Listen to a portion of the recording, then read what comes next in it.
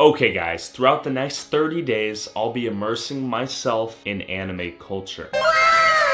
But first, let me explain. When I was around 12 years old, my brother started watching the anime Bleach. And as a result, I started watching it as well. I thought it was one of the coolest shows I'd ever seen. No cartoon on Cartoon Network could replicate the sheer sense of epicness and the magnitude in which it was conveyed in this new, interesting format. Anime. I had never seen anything as epic, and I probably watched a solid 100+ episodes of Bleach, and I thought it was a good time. And eventually, since I liked Bleach so much, I eventually moved on to a bunch of other random anime shows. Basically, throughout the next few years or so, I'd watch various anime recommended to me by friends and my brother. And the few that I remember watching are Mira Nikki or The Future Diary, Death Note, Tokyo Ghoul, and eventually I even discovered some anime that I found really cool on my own, which were Code Geass and Gurren Lagann, two of my favorites. And that was it. I thought I'd reached the peak, the magnum opus of this mysterious Eastern art. And I think I stopped watching for some reason. I hadn't watched anime in like a good couple years. That was until about 3 days ago. I was asking people who I knew watched anime, the proud anime consumers. I consulted with them. I asked them, what should I watch if I'm trying to get back into the swing of things, right? And one recommendation I got was Akame ga Kill. And after emotionally and physically investing myself in roughly 24 episodes of this 24-episode long series, not to spoil anything, I was kind of pissed. While the ending in the show gave me the feels and inspired that childlike sense of epicness I first experienced when I watched my first anime when I was 12, I was left wanting more. To be frank, I wasn't happy, and for some reason I was genuinely a little pissed off, and I kind of lost faith in anime. Yet at the same time, I felt somewhat morally obligated to satisfy my need for a good anime with a decent ending.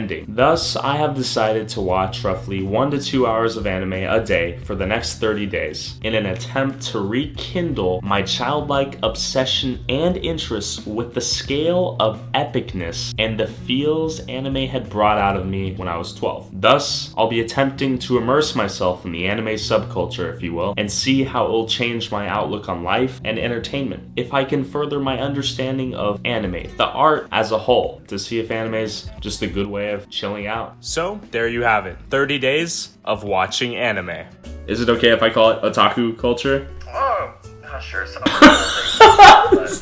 Make sure to watch my interview with the anime expert towards the end of the video. Hilarious guy. I have a Crunchyroll account right there, Netflix account right there. I have everything set up here necessary to watch all the anime of my choice here. I'm gonna start watching 7 Deadly Sins right now. I'm gonna start watching 7 Deadly Sins here. So I'm just gonna go in with a fresh blank slate, see what I can take from this experience here. Okay guys, one more thing real quick. I almost caught myself watching the English dub here, but for sake of immersing myself within the culture here, I'm going to switch this to Japanese, subtitles in English. Boom, we are officially good to go. I think many would argue the show wouldn't be the same not in Japanese, so here we are. Watching the first minute of the show definitely has a little bit of cheese factor, a little bit of kiddie cartoon nature here, but I'm gonna give it a shot. Let's go for it. My day one analysis. Alright, just finished the first episode of the 7 Deadly Sins here. Has a little 4-minute ending conclusion, a little music video going on here, which is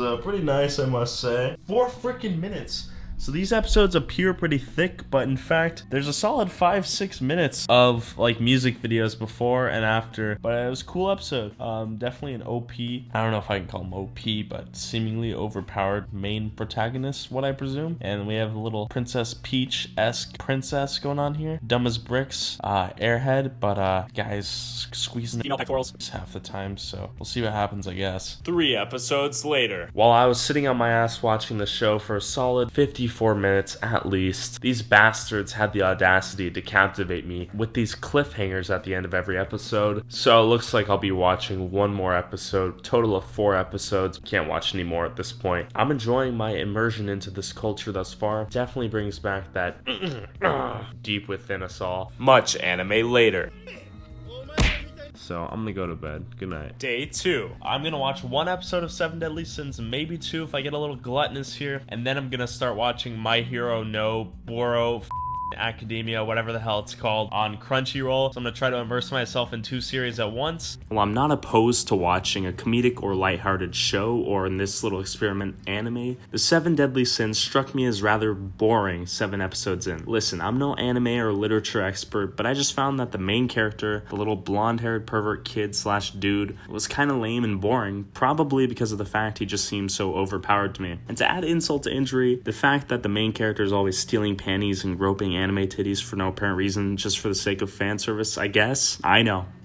Different strokes for different folks, and I respect that. But this show had failed to invoke that sense of epicness that I'd so longed for. So, I hate to say it, but I had to move on. Not gonna lie, it hasn't got me in the type of mode. Not really like, yeah, let's finish this show. It's one of those shows that I would finish just to see what's going on here. How does it end? But I'm kind of bored. So that's my take on this show thus far. Now I'm gonna watch Boku no Hero Academia on Crunchyroll. I'm gonna watch one more episode, and that'll be 3 episodes of anime for me tonight, and I'll call it a day. My Hero Academia. Not gonna lie, this show seems like it may have been intended for maybe a little younger audience. I don't know, it just reminds me of watching like a kid's cartoon, maybe like Teen Titans back when I was 12. Maybe it'll get pretty epic. And it did. Alrighty folks, just finished the 2nd episode. Definitely building up to a nice little coming of age, and I like where it's going. We're getting somewhere a little special, deep down in the feels. Not quite yet, but we're getting there. Day 4. I'm gonna start another episode of My Hero Academia while I eat. Solid show, I've really come to like it. Last night, I watched an episode at like 3 a.m. and it was pretty solid, so I'm slowly getting sucked into the vortex here. I've learned a little bit about different genres, determined that everything I've watched really thus far has been shonen. So we're gonna experiment with some different genres after I watch this episode. Definitely a lot of underdog theme going on here. I like it. Alrighty folks, I've officially made it to episode 8 of My Hero Academia here. I have a bowl of cereal next to me. Just got done with everything else. Very good show. I'm starting to like it quite a bit. Seems that I do enjoy the classic shonen genre right here, and I'm gonna watch this. Great show though. Day 5. Major realization, folks. I was researching, and it turns out there's shonen, your pre-adolescents to teens, key demographic all over the world. That's why shonen manga and anime are the most popular. And then there's seinen, and seinen anime and manga is apparently marketed towards younger men. So on that note, I looked up top 100 seinen anime. One of them that came up was Berserk. I don't really know what to expect. Let's check it out. Should be interesting. This sound effect is an entirely accurate representation of this entire show. Awkward, clunky, and unexpected. The first episode didn't really keep me captivated, really.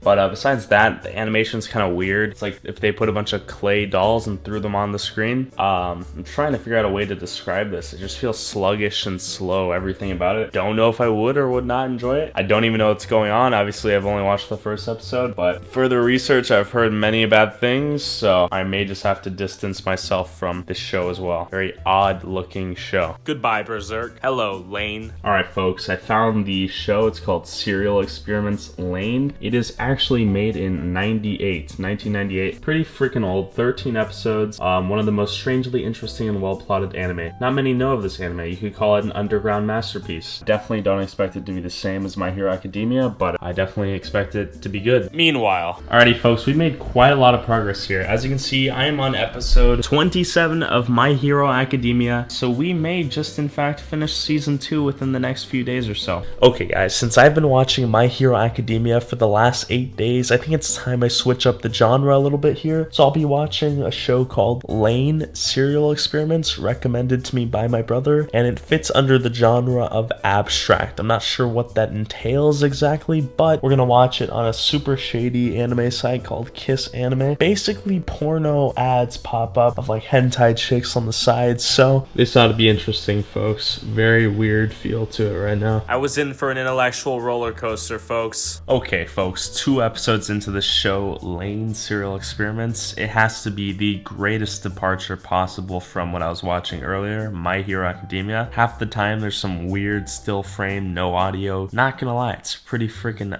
different. The plot is progressing forward somewhere, I'm just not sure where exactly. Kind of a weird, eerie, isolating ambiance to this. Not sure if that explains what I'm feeling very well, but that's my take on this show thus far. I would not see it appealing to a large demographic, if that makes sense. A bunch of episodes later. Lane Serial Experiments may be the most cryptic show I've ever watched in my life.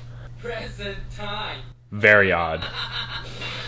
Day 10. Here's what's gone down thus far. Basically, I embarked upon this journey with the intention of rekindling my initial feelings of epicness and that hoorah type feeling when you watch a coming-of-age anime, right? Something you see a nobody become a freaking god in a span of 20 or 30 episodes. That's what I wanted to re-experience. I think I have. I'm starting to rekindle those exact same feelings by watching My Hero Academia, and what's even more interesting in my opinion is that I've branched out to different genres of anime, delving deeper into what's known as abstract, and it's not really definable what the goal of the show is besides the fact that it makes you think. And the one show that I've watched within this genre is Lane Serial Experiments. Very interesting show. I'm not sure what is happening, but it's about transhumanism and our connection with technology. It was way before its time. It was in 1997 it was made, and here we are today, and a lot of it is seemingly so accurate. So a lot of things can get your brain kind of amped up watching these shows, but overall a super stimulating experience, I think, is a good word to describe what's going on here. Day 16. Hey there folks, just got myself a nice little parfait, and if I'm gonna be perfectly honest, last night I completely fell asleep watching Neon Genesis Evangelion, so of course I'm gonna give it a second shot. I can't let my sleep cycle interfere with me enjoying this quote-unquote masterpiece, so I'll be watching it again, trying to see what it's all about and really just give it a shot. Man, I'm glad I did. What a freaking show, folks. I didn't know what to expect, and quite frankly, I came into the show thinking that it would be a hot pile of dog shit. But in reality, it was the exact opposite. Highly recommend watch the show. Don't want to spoil anything, but intellectual roller coaster and only 26 episodes. Beautiful. So last night, I stayed up till like 4:30 watching, pondering, contemplating the meaning of Neon Genesis Evangelion, because it really did F up my mind a little bit, just with me trying to figure out what was going on, me trying to find meaning in the show. I mean, it's open to interpretation, I guess. You know, I'm not going to say anything about it, but it was very impactful, very meditative process ensued. It was a therapeutic watch on my end. I think it definitely impacted me. But now I'm going to watch a movie called The End of Evangelion. Basically, that kind of further explains and provides more detail as to what actually happened at the end of the show. Day 20. Here's my interview with a prestigious anime expert. Probably one of the most enlightening yet comical conversations I've ever had. Before that though, let's do a quick recap of what I've seen throughout the last 20 days. I finished all of Neon Genesis Evangelion, all 26 episodes, all of Lane Serial Experiments, all 13 episodes, 28 episodes into My Hero Academia, 7 episodes into 7 Deadly Sins, and 2 episodes into Berserk. That's all. Hey, what's up, Mr. Alex Chan, right? Just call me Sensei. Okay. When did people start calling you Sensei? You know, I came out the womb like that. You know how they say an expert requires 10,000 hours of experience in any given field? Oh, yeah. Would you consider yourself an expert in anime? I'm an expert of experts in anime. Listen, I've watched more than you can possibly think of. Gotcha. For you guys, it's sleeping. For me, it's anime. It's not even funny. Okay, so throughout the last 30 days, I've tried to immerse myself in, is it okay if I call it otaku culture? Oh, sure. Some people Is that a derogatory term? Man. See, now you're going into very subjective territory. Some people wear it like a badge. Some people are ashamed of it. Whatever goes, man. You do you. Okay, I think it's their problem if they're gonna get riled up by being called a weeb. Yeah, so is weeaboo less offensive, or? I don't know, it's hard to say in this day and age when the lines between satire and humor are really blurred, and some people unironically embrace what should be, I think, a derogatory term, but it's come to change, I think. Okay, you're a pretty prideful anime consumer. Is that a more PC term? Some would say. Okay, so I've been trying to just kind of understand, you know, the appeal of anime and whatnot, despite the fact that I've watched quite a bit in the past, right? Like, why do I actually like it? And I'm curious, for someone who's watched thousands of hours of anime like yourself, what is the appeal? I mean, I know I enjoy it. I'm not sure why exactly, but from someone who's studied the art for so many hours, what is the appeal of watching these animated, colorful, pink-haired little children oftentimes on screen, just worldwide, I guess? See, there's a multifaceted answer there. You know, there's a common misconception that anime and cartoons for general are generally for kids, and that's understandable. Like, people got to that conclusion because, you know, we grew up with some of that stuff. You know, Pokemon, Dragon Ball, that's always on the TV on, like, Saturday morning cartoons. But the thing is, with the drawn medium, you don't have any actors. All right, there's just what can be drawn is the limit of what can be expressed. So therefore, anime is very, very diverse. It doesn't fall into a single genre. It's more of a medium in itself, and because of that, you can express so many different things. And I think that's where it gets such a big fan base from. There's something for everyone, believe it or not. It's very, very diverse. And I know the instances you mentioned are often the most popular things, the most mainstream things, but there's a lot of people who enjoy animated works for other reasons, if you will. Let's get on the same track right here. What is anime? So we're talking about the same thing. Ooh. That's a pretty broad encompassing term, I assume. This is a point of contention. Okay. Believe it or not, up until a few years ago, people were like, Avatar: The Last Airbender? That's not anime. Ruby? That's not anime. You know why? Because it's not from Japan. Ever since the mainstream appeal of anime has grown, we've not only seen American companies try to take on anime, like Netflix's Castlevania series, which is very anime inspired and it looks very anime, but it was developed by an American company with American voice actors. Like if you watch in Japan, you have to use the sub. Nowadays, it's a much more ambiguous definition for what anime is, especially since it's very stylistically diverse. You can't call everything... Like, the line between anime and cartoons gets very blurred at times. And now with China stepping in, especially in recent years, in Korea, there's a lot of companies that are trying to emulate the style, but there's a lot of things in Japan where it doesn't look conventionally like anime.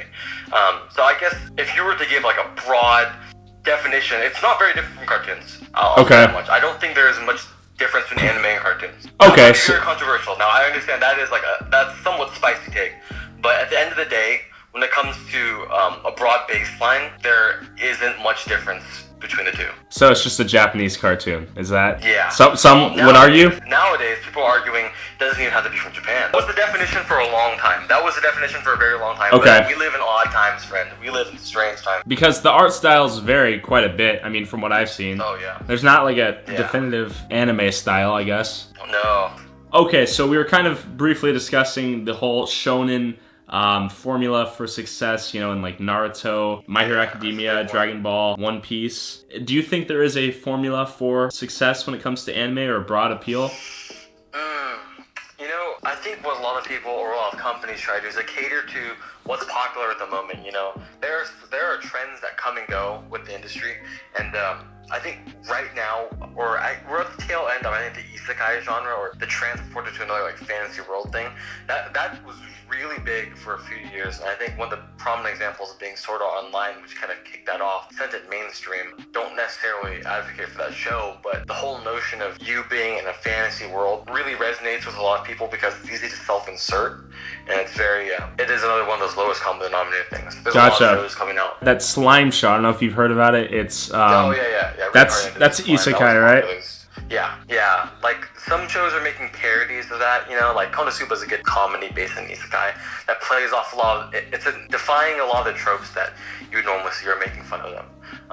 But this genre is still definitely, like, a lot of the biggest hits each season are from that genre, ReZero Season 2 should be coming out not long. Gotcha. So that was a big one for a long time. Okay.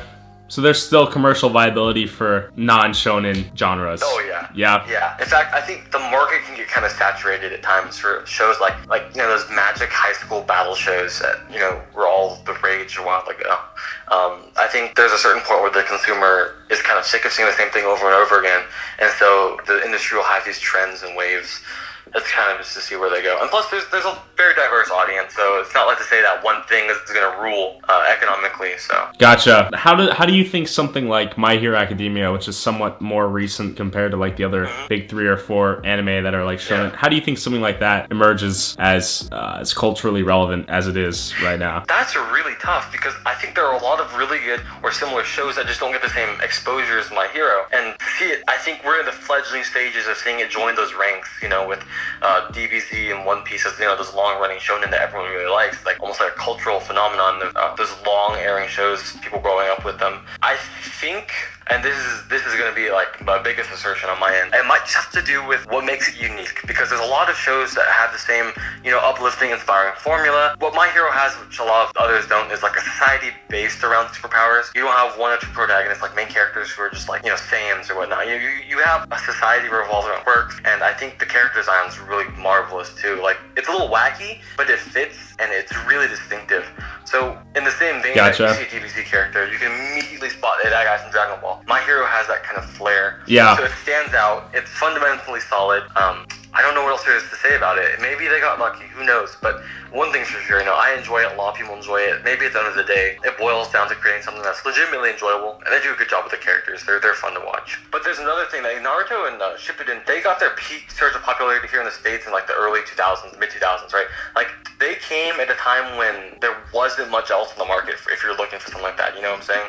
Like the modern consumer has so many options available. If you have like Crunchyroll, or if you stream online, like there's so much for you to check out. Okay. Back in the day, it's whatever was on Toonami, whatever was on Saturday morning. Naruto got there quick. Yeah.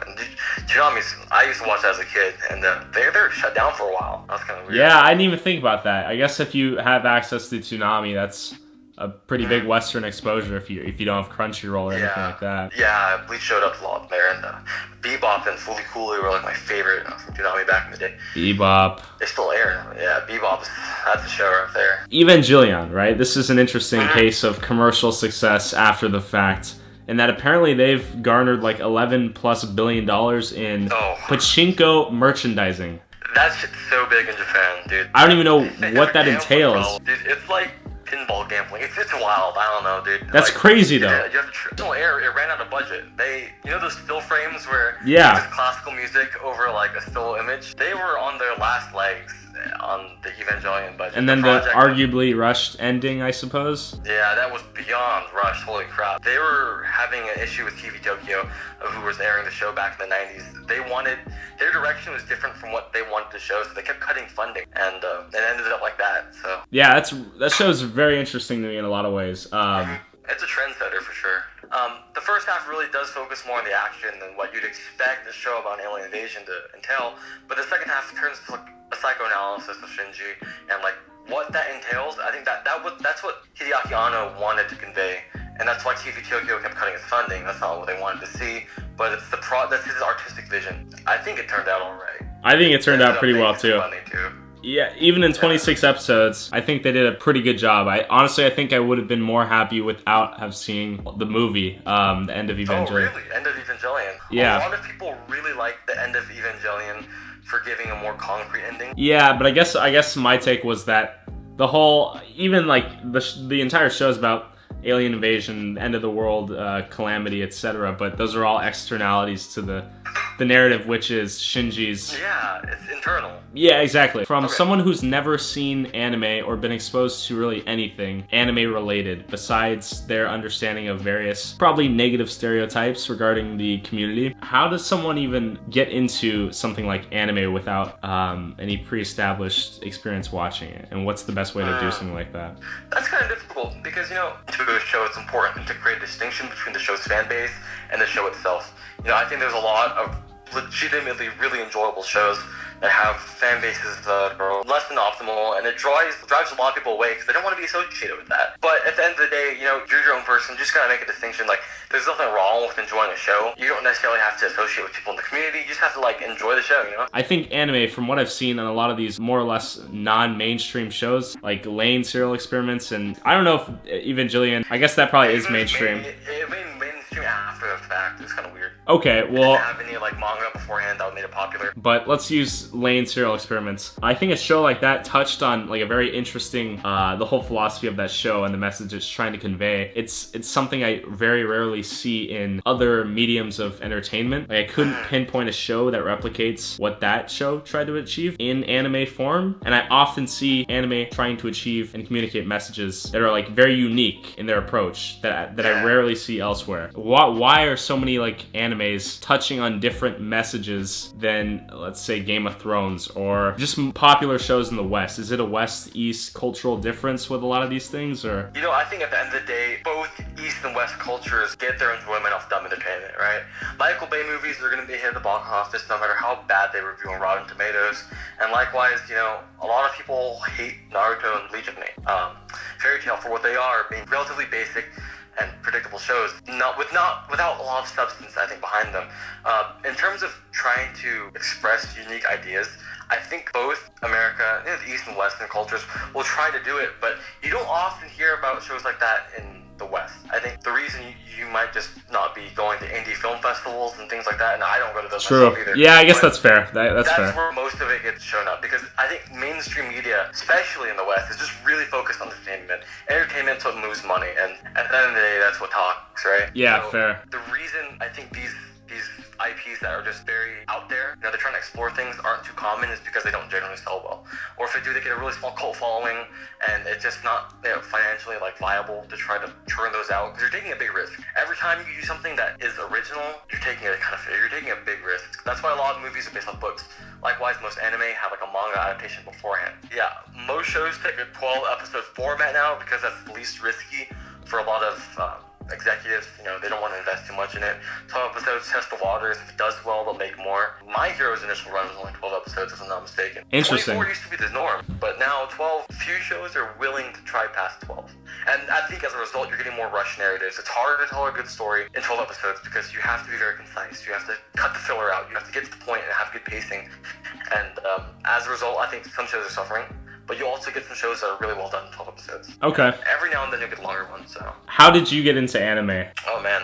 I kind of grew up around it, like Cartoon Network. I'd keep watching, and then Adult Swim would come on, and my parents would not always be there. And I'd just keep watching and see what was on, and sometimes it really catch my eye, Decently long phase in my life where I was, vehemently against anime. I hated it. I hated everything about it because, I didn't like that socially perceived notion of what it entailed. Kind of got around that, my freshman year. I watched Attack on Titan, and I was like, this is kind of lit, That's a good entry show, I think. Yeah, because it's well suited for a Western audience because it's not that weird, moe bullshit that I never liked, and a lot of people are into that. I don't judge, but yeah, sure.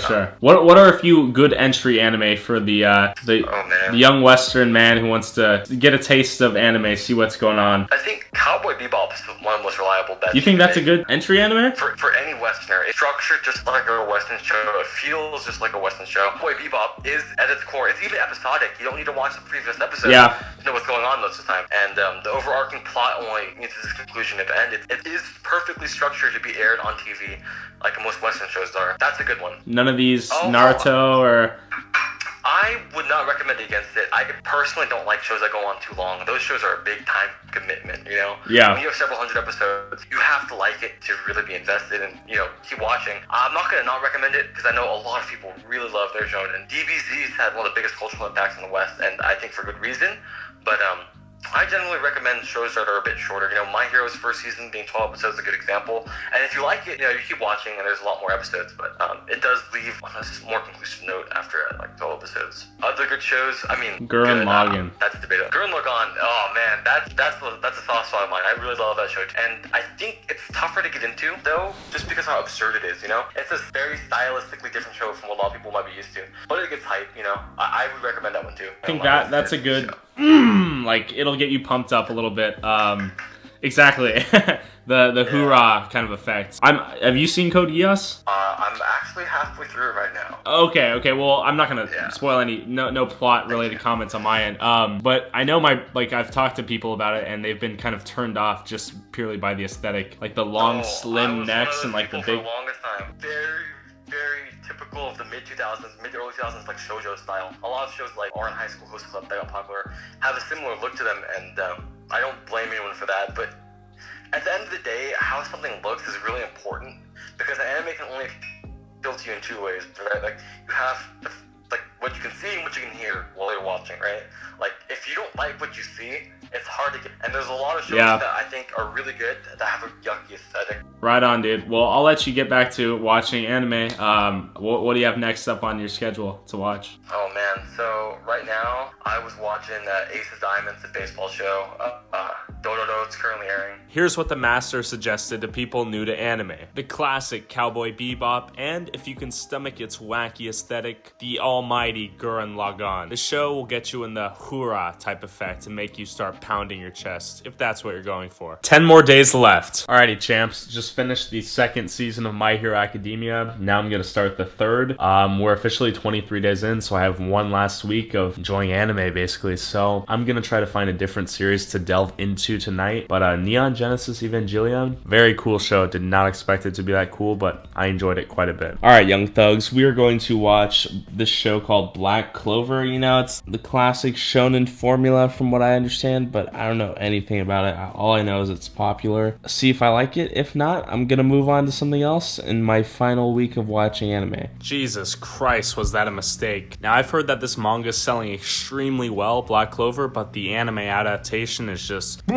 I tell you, folks, if you're into anime, you gotta check out Black Clover Episode 1. Watch it. Just listen to the Japanese voice actor for this guy, Asta, the main character. It's pretty unbearable. I'm not really exaggerating. It'll actually hurt your ears. Okay, so last night I started watching Yu Yu Hakusho and the show called Black Clover, and I'm not gonna lie, Black Clover rubbed me the wrong way. I don't know what it is about it. There's nothing I can tangibly criticize. It's just, yeah, schmeh. Day 25. I was at Panda Express and I see a guy and he has an Ichiraku ramen t-shirt on, right? And I thought to myself, you know, should I ask him for advice? Will he be offended if I bring up the weeb culture in public with other people around? He was by himself, right? So to be honest, I didn't know how he'd react. Didn't want to put him in a tough position, so I just kind of walked away, did my own thing. But I should have asked the guy if he had any suggestions.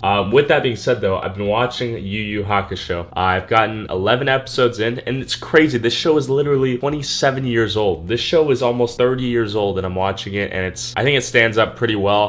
Definitely different from the other more contemporary shows I've watched recently, like My Hero Academia. But Neon Genesis Evangelion, Serial Lane Experiments, and Yu Yu Hakusho, I think they're holding up pretty damn well despite their age. So I'm not sure why I'm captivated to it, because there's no like enticing plot element that makes me like, I'm watching this one in dubbed because the dub's pretty good. I like it. 10 Yu Yu Hakusho episodes later. I'm on episode 12 of Yu Yu Hakusho. I watched the first 10 episodes. I was enjoying it quite a bit. The first 6 or 7 episodes were cool to me. Interestingly enough, the fight scenes are just boring to me. Like, I kind of just want to skip through this entire episode. And it's like character development isn't anything radical either. I feel like I'm just watching the show out of respect for the show. I don't know why I have respect for the show. Yeah, the first 8-10 episodes or so were pretty cool. And then the last 3 or 4 are just like, sluggish pacing, uninteresting combat, uninteresting motivate. Like, why is the character even fighting? What is the end goal here? None. After hopping out of Yu Yu Hakusho and watching one more episode of My Hero Academia, oh lord, the pacing on the show is sublime, I must say. Actual character motivation, interesting villains, character development, speed, backstories. It's got everything. This show is a winner. And then it happened. Episode 42 of My Hero Academia. This is it, folks. This is art. This got me in the... This will get you in the chest pounding mode. The pump up, hoorah. Pumped right now. That's the effect I was looking for. Episode 42, My Hero Academia. Greatest episode of anime I've watched throughout the last 26 days. That's saying quite a bit. This was the episode, folks. Unbelievable. Day 28, I just completed the final episode of My Hero Academia. Quite the roller coaster, and my perception of the show has dramatically shifted as I've watched more and more of it, which is interesting, because I think that if you give any show enough time to tell a story, it's possible that they will tell it decently. For instance, shows that I stopped watching, like Yu Yu Hakusho, let's say, maybe it would get really, really epic, whereas I didn't give it enough episodes to become that epic, if you get my point. The thing I've come to appreciate is quick pacing, efficient storytelling, which is difficult but appreciated on my end quite a bit. I've been thinking how I can best end this journey, and I thought, you know, I could start another series like Baka no. I could also recontinue an old flame that I left behind in my youth. When I was 14 years old, I think I watched Attack on Titan, the first season, so I'm going to delve into the second season, and they just came out with a third season, so it's a lot of material to consume if I'm interested. good. So with that being said, Attack on Titan Season 2 Redemption Time. One thing I will say is that there's a very interesting shift in dynamic when you go from binging a bunch of shows to recontinuing a show from season to season in real time, kind of like I did with Attack on Titan here. There was roughly, 3-4 years apart between when I watched season 1 to season 2 versus me watching season 1 of My Hero Academia and season 2 maybe a day apart. And I think this shift in the amount of time you wait to watch the show definitely has an effect on how much you understand as to what is going on. At the end of the day, if the show's written well enough, it doesn't really matter. But that was just an interesting thought I noticed while watching this show. But binge on, folks. This Beast Titan right here, he's pretty OP. Day 30. The 30-day immersion into the anime world has officially ended. Let's just review what I watched in no less than 30 days. 63 episodes of My Hero Academia, all 3 seasons. 26 episodes of Neon Genesis Evangelion, all of it. 13 episodes of Lane Serial Experiments. 10 episodes of Yu Yu Hakusho. 4 episodes of Attack on Titan Season 2. 7 episodes of 7 Deadly Sins, 2 episodes of Black Clover, and that's about it. At the end of the day, I'm satisfied with this entire immersion because I rediscovered the initial sense of hoorah epicness that I felt when I first watched anime, and I enjoyed my time watching anime. You know, no one should really watch an hour to 2 hours of TV in general. I got to indulge. For a normal person, probably shouldn't watch like 4 or 5 episodes like I did, but you know, an episode a day keeps the doctor away, I think. If I were to recommend one show for the newbie to experience, I would have to recommend the almighty Gurren Lagann. It'll get you pumped up, motivated to exist, I think. And beyond that, you know, you gotta watch My Hero Academia. That'll pump you up. You gotta watch Neon Genesis Evangelion. That probably won't pump you up, probably the exact opposite, but it's a good thinker. You know, watch Code Geass if you're feeling intellectual. Other than that, this month was a very enjoyable experience. I will say it is something to give yourself time to sit back, relax, and just watch a good show. And anime has a way with pumping me up for some reason. And if you've never watched anime, you know, forge your own path. But I know I like the shows that give me the chest pounding effect. If you enjoyed the video, feel free to subscribe. Follow me on Instagram at Tyler Oliveira Official. Give me some suggestions for anime, etc. Good to get back into the anime scene after not watching anime since I was like 13, 14. Deuces.